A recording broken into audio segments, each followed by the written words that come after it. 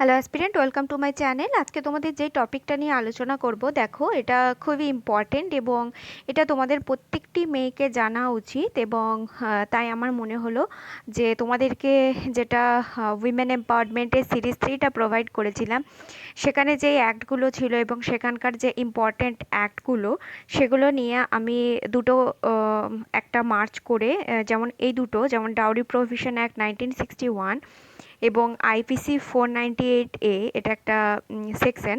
তো এই দুটো একেবারে ওতপ্রোতভাবে জড়িত। তো আমি দেখলাম আলাদাভাবে ভিডিও না প্রোভাইড করে, একটু টাইম কনজিউমিং যাতে তোমাদের না হয়, তো সেই জন্য আমি দেখলাম যে এর দুটোকে একসাথে ভিডিও বানিয়ে ফেলি, ঠিক আছে? তো এছাড়াও আরও যে ইম্পর্টেন্ট অ্যাক্টগুলো আছে সেগুলো নিয়ে আমি ডেলি একটা করে ভিডিও বানানোর চেষ্টা করব। এছাড়াও তোমাদেরকে উইমেন এম্পাওয়ারমেন্টের যেই বাকি কারেন্ট টপিক এবং কোনো সুপ্রিম কোর্টের কোনো অ্যাকশন রিলেটেড কিছু, সেই ভিডিওগুলো দেব। এবং এবং একটি সিরিজ 4 বাকি আছে, যেটাতে তোমাদের স্কিম এবং স্টেট এবং সেন্ট্রালের স্কিমগুলো নিয়ে আমি আলোচনা করে দেবো। এবং এরপরে যেটা আমি কাল থেকে একটা সিরিজ স্টার্ট করব, যেটা পুরো বায়োলজির ওপরে হবে এবং সেখানে ভিটামিন বা নিউট্রিশন, চাইল্ড হেলথ বা উইমেনদের হেলথ এবং প্রেগনেন্সির টাইম, এছাড়াও বিভিন্ন ধরনের হিউম্যান ডিজিজ, এগুলো নিয়ে, এছাড়াও বায়োলজির বিভিন্ন ইম্পর্টেন্ট জিনিসগুলো যেগুলো মেনলি কোয়েশ্চেন হতে পারে, তো সেগুলো নিয়ে আমি তোমাদেরকে ভিডিও প্রোভাইড করে দেবো। তো চলো আজকে যেই টপিকটা নিয়ে আমরা আলোচনা করব সেটিতে ফিরে আসি, ঠিক আছে?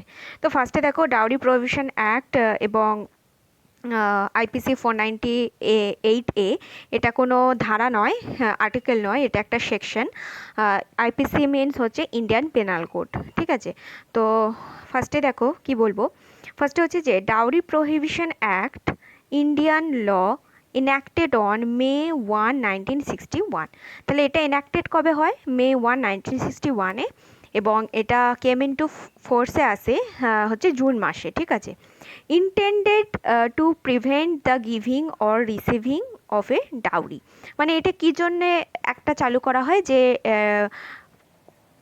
ডাউরিটা মানে, ডাউরি মানে বাংলাতে হচ্ছে পণ, পণ দেওয়া এবং পণ নেওয়া, হ্যাঁ, দুটোই হচ্ছে অপরাধ। তো এই জন্যই ডাউরি প্রোহিবিশন অ্যাক্টটি চালু করা হয়। Under the dowry prohibition act, মানে এই অ্যাক্টের আন্ডারে, dowry includes property, goods or money given by either party to the marriage. মানে হচ্ছে এই যে অ্যাক্ট, এর আন্ডারে যেটা ডাউরির তথ্যটা দেওয়া হচ্ছে, সেখানে বলা হচ্ছে যে কোনো সম্পত্তি, প্রপার্টি মিনস কোনো সম্পত্তি, গুডস মানে কোনো জিনিসপত্র, সেগুলো মানে খুব প্রেসিয়াস জিনিসপত্র, মূল্যবান, অর মানি কোনো টাকা, given by the either party to the marriage. মানে ম্যারেজ, দেখো একটা ছেলের সাথে একটা মেয়ের ম্যারেজ হয়, তো বেশিরভাগ কি হয়, মেয়েদের ফ্যামিলি থেকে ডাউরিটা দেওয়া হয় এবং ছেলের তরফ থেকে কি হয়, সেই ডাউরিটা ডিমান্ড করা হয়, ঠিক আছে? তো একটা party to the marriage by the parents of the either party or by anyone else in connection with the marriage. মানে একটা পার্টি যার সাথে ম্যারেজ হচ্ছে, এবং ধরো ফিমেল পার্টি থেকে দিচ্ছে এবং মেল পার্টি থেকে ডিম্যান্ড করছে, বা মেল পার্টির কাউকে, যে কোনো রিলেটিভসকে কোনো ডাউরি দিচ্ছে, তো সেটাকেই সেই পণ হিসেবে ধরা হচ্ছে। সে বর নিক, বরের প্যারেন্টস নিক, বা বরের কোনো রিলেটিভ নিক, ঠিক আছে? যেই নিক না কেন, সেটাকেই ডাউরি হিসেবে ধরা হচ্ছে, ঠিক আছে? নেক্সট হচ্ছে, দেয়ার আর 3 ওকেশনস রিলেটেড টু ডাউরি। তিনটে মানে মাধ্যম আছে ডাউরিটার। একটা হচ্ছে যে, ওয়ান ইজ বিফোর ম্যারেজ, বিয়ের আগেই ডাউরিটা চাওয়া হয়। The second is at the time of marriage, সেকেন্ডটা কী হচ্ছে, যখন বিয়ে হবে সেই টাইমে। আমরা এরকম অনেক মানে গল্প বা এরকম অনেক মানে কি বলবো, অনেক টিভিতে অনেক কিছু শো দেখেছি যে ডাউরি দেয়া হচ্ছে না। হ্যাঁ, ডাউরি দেওয়ার কথা ছিল, বিয়ের মণ্ডপে দেওয়ার কথা ছিল, তো সেখানে ডাউরি দেওয়া হচ্ছে না বলে আগেকার দিনে কি হতো, যে সেই বিয়ের মণ্ডপ থেকে মেয়েকে ছেড়ে মানে বরপক্ষ চলে যেত, কোনো ডাউরি যাতে সেই সময় কেন তাদেরকে দেওয়া হচ্ছে না কথা মতো, ঠিক আছে। তো সেটা হয়। আরেকটা হচ্ছে the third is at any time after the marriage. আর তৃতীয়টা হচ্ছে বিয়ের পরে যেটা হয় আর কি, বিয়ের পরে ডাউরিটা দেওয়ার পরেও কি হয়, বিয়ের পরে সময়ে সময়ে কি করা হয়, বরপক্ষ থেকে, বরের তরফ থেকে বা মানে বরের ফ্যামিলির তরফ থেকে কি হয়, মেয়েকে বাপের বাড়ি থেকে আরও বেশি বেশি টাকা নিয়ে আসার কথা হচ্ছে বলা হয়। তো সেটাও একটা হচ্ছে। The third occasion May appear to be an unending period. মানে যে থার্ড টাইম যেটা হয়, মানে যেটা হচ্ছে বিয়ের পরে যেটা চাওয়া হয়, সেটা হচ্ছে একটা মানে কোনো লিমিটেশন থাকে না।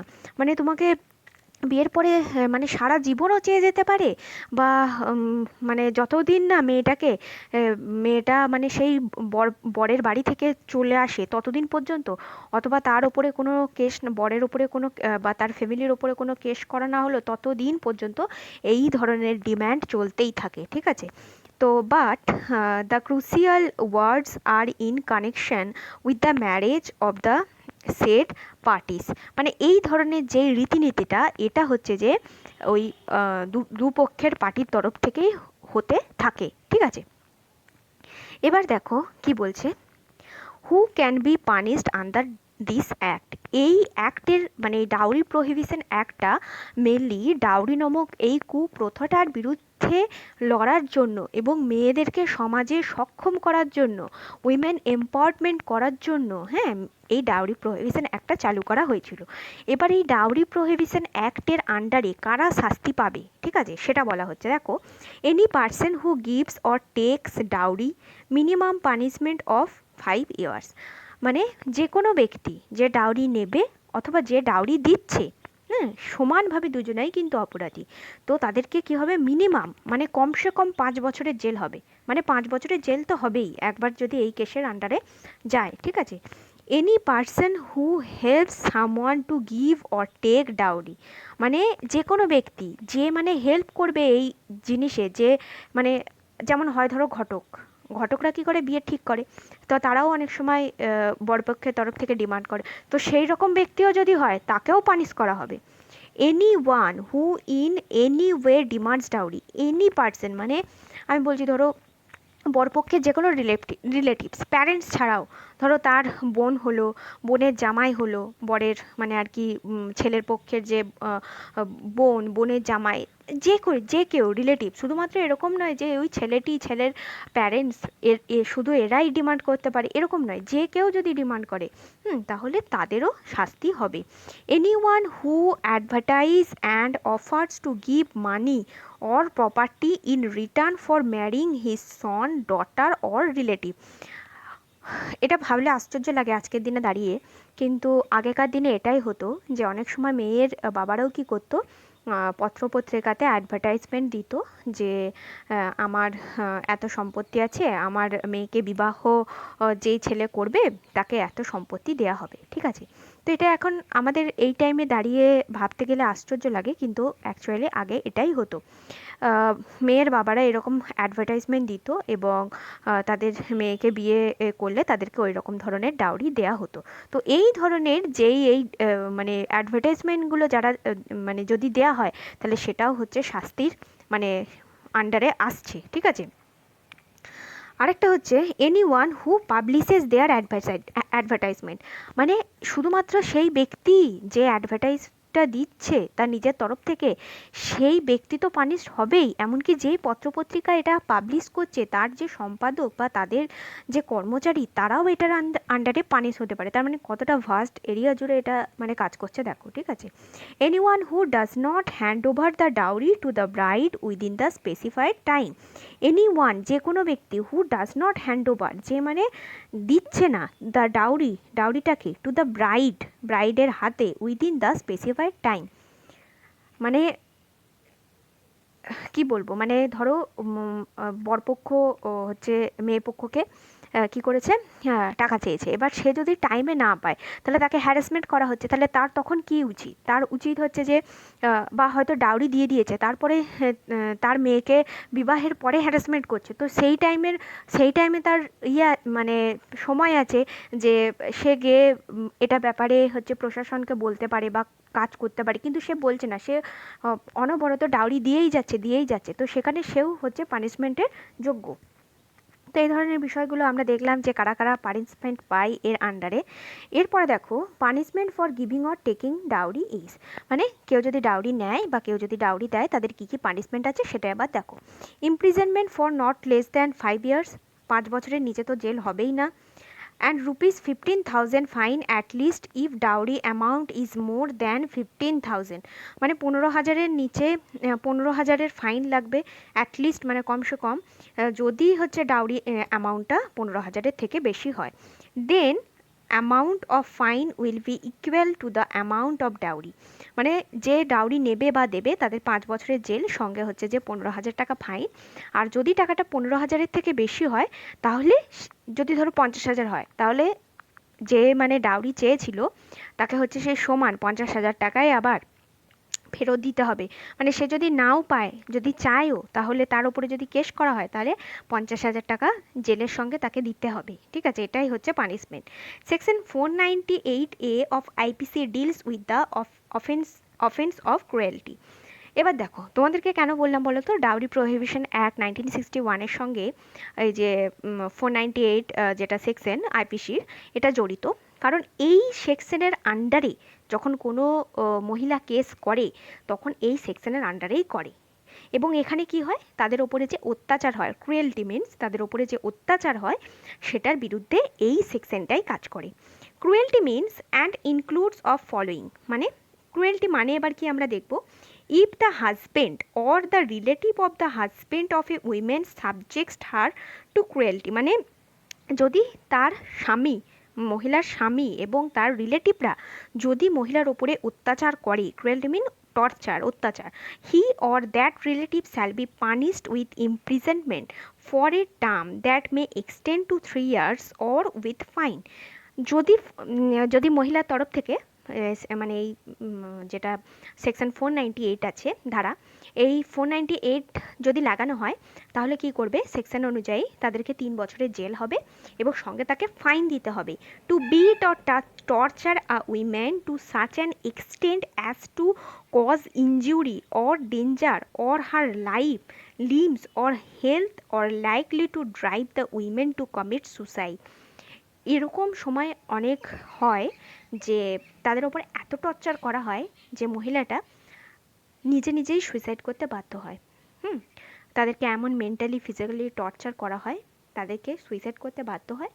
এবং অনেক সময় এরকমও হয় যে তারা নিজেরাই আমরা তোমাদের কতটা জানা আছে জানি না, আমরা অনেক সময় দেখতাম আগে কি করা হতো, মানে এটা একটা মানে ফ্যাশন হয়ে গিয়েছিল যে ডাউরি যদি না পেতো তাহলে গৃহবধূদেরকে পুড়িয়ে মারা হতো।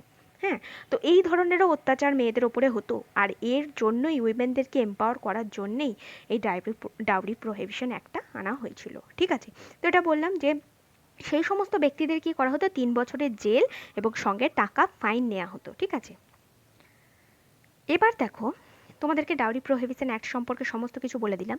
ডাউরি প্রোহিবিশন অ্যাক্ট আরেকটা জিনিস মাথায় রাখবে, এটা একবার অ্যামেন্ড হয়েছিল, যেটা হয়েছিল এর সঙ্গে কিছু ধারা অ্যাড করা হয়েছিল এবং কিছু মানে প্রভিশন ছিল, কিন্তু সেগুলো এখন তোমাদেরকে অত জানতে হবে না, তোমাদেরকে অত তো কোয়েশ্চেন করবে না, তোমাকে হয়তো শুধু ডাউরি প্রোহিবিশন অ্যাক্টে কারা কারা মানে পানিশ পায়, কী ধরনের শাস্তি দেওয়া হয় তুমি কি জানো, তো তোমাকে এইটুকু বললেই এনাফ। হ্যাঁ, এবার তোমাকে যদি জিজ্ঞাসা করে আচ্ছা সেকশন 498 এটা কি, কারণ তুমি একজন মহিলা এবং তুমি অবশ্যই এটা সম্পর্কে অবগত হওয়া দরকার। তো তোমাকে আইপিসি 498A সম্পর্কে জানতে পারে, সেটা হচ্ছে section 498A was introduced in the year of 1983, এটা 1983-তে ইন্ট্রোডিউস করা হয়। ঠিক আছে, 1983-তে ইন্ট্রোডিউস করা হয় এবং to protect married women from being subjected to cruelty by the husband or his relative, এবং এটার দ্বারা মহিলাদেরকে প্রোটেক্ট করা হয় সমস্ত রকমের যে অত্যাচার তার হাজব্যান্ড এবং রিলেটিভদের দ্বারা হয় সেটা থেকে। A punishment extending to 3 years, এটার মাধ্যমে 3 বছরের জেল and fine has been prescribed, ডক্টরের প্রেসক্রাইবডের মতো এখানে কোর্ট প্রেসক্রাইব করে 3 বছরের জেল এবং তার সঙ্গে fine. The expression cruelty has been defined in wide terms as so as to include inflicting physical or mental harm. এই যে ক্রুয়েলটি কথা বলা হচ্ছে, ক্রুয়েলটি টার্মটা ইউজ করা হয় যখন সেই মহিলাকে ফিজিক্যালি এবং মেন্টালি টর্চার করা হয় to the body or health of the women, মানে মহিলার শরীরে, and indulging in facts of harassment with the view to coerce her of or her relation to meet any unlawful demand, এবং তাকে বিভিন্ন ধরনের বেআইনি জিনিস চাওয়া হয়, হ্যাঁ, for any property or valuable security, মানে বুঝতেই পারছো যে কোনো ধরনের সম্পত্তি বা যে কোনো ধরনের জিনিস চাওয়া হয়। Harassment for dowry falls within the sweep of latter limb of the section. এই যে হ্যারাসমেন্টটা, এটা একটা মানে মানে একটা ভাস্ট সেকশন জুড়ে, মানে একটা কি বলবো, একটা সমাজের একটা কি হয়ে দাঁড়িয়েছিল, মানে একটা অকেজো একটা জিনিস যেটা হ্যারাসমেন্টের মাধ্যমে মহিলাদের ওপরে অত্যাচার করা হতো। Creating a situation driving the women to commit suicide is also one of the ingredients of this cruelty. এমনকি তাদের কাছ থেকে যখন ডাউরির কোনো কিছু পেতো না, পণ পেতো না, এবং বা অনেক সময় পেতো এবং তাদেরকে পছন্দ হতো না, এবং সেকেন্ড ম্যারেড করবে বলে সেই তার স্ত্রীকে এমন অত্যাচার করা হতো, অ্যাটলিস্ট তাকে এমন উস্কানো হতো অনেক সময়, যাতে নিজেরা, যাতে প্রমাণ নিজেরা যদি ফেঁসে যায় সে কেসে, তো এমন তাদের ওপর ব্যবহার করা হতো যাতে তারা নিজেরাই সুইসাইড করতে বাধ্য হয়। তো এই ধরনের মেন্টাল প্রেসারও, মেন্টাল টর্চার, মেন্টাল মানে ফিজিক্যাল টর্চার তাদের ওপরে করা হতো, এবং এই সমস্ত জিনিস এই সেকশন মানে IPC Indian Penal code 498A সেকশনে বরাদ্দ আছে, ঠিক আছে। এবার দেখো, তোমরা এটাও সম্পর্কে জানবে যে 498A নিয়ে অনেক মিসইউজ করা হয়েছে। মিসইউজ কেন বলছি এরপরেই তোমরা বুঝতে পারবে। দেখো প্রবলেমগুলো কি কি আছে। ফলস কমপ্লেন্ট করা হয় due to ego clashes or tussle between the couple and ongoing hostility. অনেক সময় হয় যে যবে থেকে এই ধরনের ডাউরি প্রহিবিশন অ্যাক্ট আসে, ধারা 498A আসে, এবং এরকম একটা আইন চালু হয়ে যায় যে যখনই শুনবে যে মহিলাদের ওপর অত্যাচার হচ্ছে এবং ধারা 498A লাগু হয়, তখনই সঙ্গে সঙ্গে কী করা হয়, সেই সমস্ত বরপক্ষ এবং তার ফ্যামিলিদেরকে মানে তুলে নিয়ে চলে আসা হয়। এবং যখনই এই ধরনের একটা আইন ক্রিয়েট হয়, তখন অনেক সময় হয়, আমি বলছি না, দেখো মহিলারাও মানে মানে ছলচাতুরি করতে পারে না, তো মহিলারাও পরে এমন পাওয়ারফুল হয়ে ওঠে, তারা মনে করে যে সমাজে তাদেরকে একটা যে স্থান দেওয়া হচ্ছে। আমি এটা কোনো, এটা তোমরা কেউ পলিটিক্যাল ব্যাকগ্রাউন্ড নিয়ে ভাববে না, এটা আমি একটা মানে তোমাদেরকে একটা আমি মানে কোচিং দিচ্ছি, তোমাদেরকে আমি একটা শিক্ষা শেখাচ্ছি, এটার মাধ্যমে এটা নয়, আমি তোমাদের সাথে ডিসকাস করছি, এটা আমি কাউকে কোনো মহিলাকে মানে ছোট করছি না। তবে এটা তোমরা জানো, হার দিন মানে এটা নিউজে আসেই যে অনেক সময় মহিলারাও পুরুষদের ওপরে অত্যাচার করে, বা তার ফ্যামিলির ওপরে অত্যাচার করে, মানে শ্বশুরবাড়ির লোকের ওপরে অত্যাচার করছে। সেটা এখন হচ্ছে, কিন্তু আগে এটা ছিল না, এবং আগের কথা ভেবেই এই অ্যাক্টগুলো আনা হয়। এবং 498A যখন চলে আসে, তখন মহিলারা অনেক সময় পাওয়ারফুল ভাবতো, এবং তাদের স্বামী স্ত্রীর মধ্যে অনেক সময় ইগো ক্ল্যাশ হয়তো এরকম হতো, শ্বশুরবাড়ির লোক অনেক ইনোসেন্ট থাকতো, মানে শ্বশুর শাশুড়ি অনেক ইনোসেন্ট থাকতো, কিন্তু তা সত্ত্বেও মহিলারা মহিলাদের মানে স্বামী স্ত্রীর মধ্যে ঝগড়ার জন্য কি করতো, ফলস কমপ্লেন্ট করে দিত, ঠিক আছে। এবং মানে সেই সিচুয়েশন থেকে বেরিয়ে আসার জন্য, এবং সেই স্বামীদের কাছ থেকে যাতে তারা একটা মানে মানে তাদের কাছ থেকে একটা মানে সেটাকে কী বলে, খোরপোশ বলে, তো সেই রকম খোরপোশ পাওয়ার জন্য তারা কি করতো, একটা মিথ্যা একটা কমপ্লেন করে দিত। The hapless children are the worst victims. Hapless মানে হচ্ছে দুর্ভাগ্য, তাদের যে বাচ্চা থাকতো তারা হতো ভিকটিম হয়ে যেত, এই বাবা মায়ের ঝগড়ার মাধ্যমে তারা হচ্ছে ভিকটিম হয়ে যেত। তো হাউ টু ওভারকাম, এবার সুপ্রিম কোর্টের কাছে ভুড়ি ভুড়ি এরকম কেস যেতে লাগলো পরবর্তী টাইমে। তো সুপ্রিম কোর্ট দেখলো বেশিরভাগ ম্যাক্সিমাম মানে কেসগুলোই এরপর থেকে কি আসছে, যেগুলোতে হচ্ছে যে স্বামীরা কোনো, বা স্বামী বা তার ফ্যামিলি কোনো দোষ করছে না, অথচ তাদের ওপরে একটা মিথ্যা কেস অ্যাপ্লাই করা হচ্ছে। তাহলে তখন কি হচ্ছে, ছেলেরা কি করছে, ছেলেরা এই অপমান সহ্য করতে না পেরে তারা সুইসাইড করছে, তারা নিজেদেরকে হার্ম করছে। তো সেখানে তো সেটা মহিলাদের সাথে বিচার করতে গিয়ে ছেলেদের সাথে একটা অন্যায় হয়ে যাচ্ছে। তখন কি করলো সুপ্রিম কোর্ট, কি করলো, যে বলল যে verification the complaint shall be carried out by a special police officer. তখন সুপ্রিম কোর্ট বলল এভাবে হয় না, তো যখনই একটা কেস আসবে সেই কেসের মধ্যে যদি আম, মানে এরকম না হয় যে কেসটাতে মহিলা প্রচুরভাবে ইনজিওর হয়েছে এবং তার মানে হয়তো না হয় সে সুইসাইড করেছে বা তাকে মেরে দেওয়া হয়েছে, এরকম কেস ছাড়া যদি একটা নর্মাল কেস আছে যেখানে 498A ধারা মানে সেকশন লাগানো হয়, তো সেখানে কি বলছে, ভেরিফিকেশন হবে এবং ভেরিফিকেশন কে করবে, একজন special police officer and district level family welfare, এবং একটি ওয়েলফেয়ার গঠন করা হবে যেটা হবে ডিস্ট্রিক্ট লেভেলের, এবং ওয়েলফেয়ার কমিটি তৈরি হবে যেখানে এই কমিটির মেম্বারকে থাকবে কোনো সোশ্যাল ওয়ার্কার থাকবে সেই ডিস্ট্রিক্টের, বা কোনো রিটায়ার্ড পার্সন মানে গভর্নমেন্ট রিটায়ার্ড পার্সন থাকবে, বা wife's of the officer etcetera, বা যে অফিসাররা আছে সেই অফিসার ডিস্ট্রিক্ট লেভেলের যে অফিসার আছে তাদের স্ত্রীদের দ্বারা, মানে যারা মানে অ্যাকচুয়ালি যোগ্য, হ্যাঁ, তাদেরকে দিয়ে একটা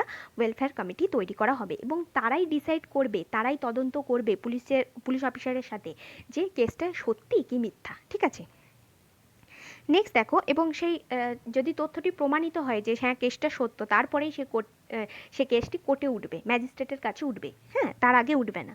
নেক্সট দেখো আরেকটা, ওটা হচ্ছে ফার্স্ট প্রবলেম ছিল যে ফলস কমপ্লেন করছে। এরপর দেখো, women misusing the law by the Supreme Court, this is called new legal terrorism. কি বলছে দেখো, এই 498A নিউ লিগাল টেররিজম বলছে, কারণ এটা তো একটা আইন তৈরি করা ছিল গভর্নমেন্টের তরফ থেকে, যে সুপ্রিম কোর্টের তরফ থেকে 498A সেকশনটাকে মানে কনস্টিটিউশনের মধ্যে রাখা হয়। কিন্তু কি হয়, এখন কি করে মেয়েরা যে এইটাকে একটা মানে তাদের একটা লিগ্যাল অধিকার হয়ে গেছে, তো তারা এটা কি করে, টেররিজম কেন বলছে, টেররিজম বলছে এই কারণে যে এইটাকে নিয়ে তারা মিসইউজ করে কি করে, সেই ছেলের বাড়িকে বা ছেলেকে কি করে, হ্যারাস করে, ঠিক আছে। তো এটার মাধ্যমে কি হচ্ছে যে তারা একটা লিগ্যাল একটা জিনিস পেয়ে গেছে, যেটার মাধ্যমে তারা একটা মানে হ্যারাসমেন্ট করছে, একটা টেররিজম করছে, একটা মানে ভয়ঙ্কর পরিস্থিতির সৃষ্টি করছে। তো এটাকে সুপ্রিম কোর্ট টিপ্পনি করেছে যে নিউ লিগ্যাল টেররিজম, ঠিক আছে।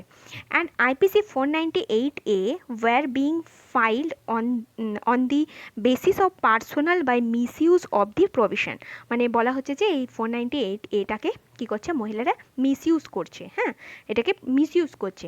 দেখো এই যে 498A এটা তোমাদের আমি আগের দিনও বলেছিলাম যে এটা যদি কেসটা লাগানো হয় এবং ছেলেকে এবং ছেলের পরিবারকে যে তুলে নিয়ে যাওয়া হয় পুলিশের কাছে, জেলে ভরা হয়, এবং সেটা কোনো বেলেবল কেস নয়, তারা কোনো জামানত পাবে না, হ্যাঁ, তাদের কোনো জামিন হবে না, তারা কোনো বেল পাবে না, এবং তাদেরকে মেন্টালি হ্যারাস্ট করা হয় পুলিশের তরফ থেকে, এবং তারা যদি দোষী নাও হয়, আমি এরকম অনেক কেস দেখেছি বা তোমরাও দেখবে নিউজে আগে, প্রথম এই সমস্ত সুপ্রিম কোর্টের রায় না আসার মানে আগে মানে ছেলেদেরকে এত টর্চারের শিকার হতে হতো মানে তার স্ত্রীদের দ্বারা, যে তারা সুইসাইড পর্যন্ত করতো।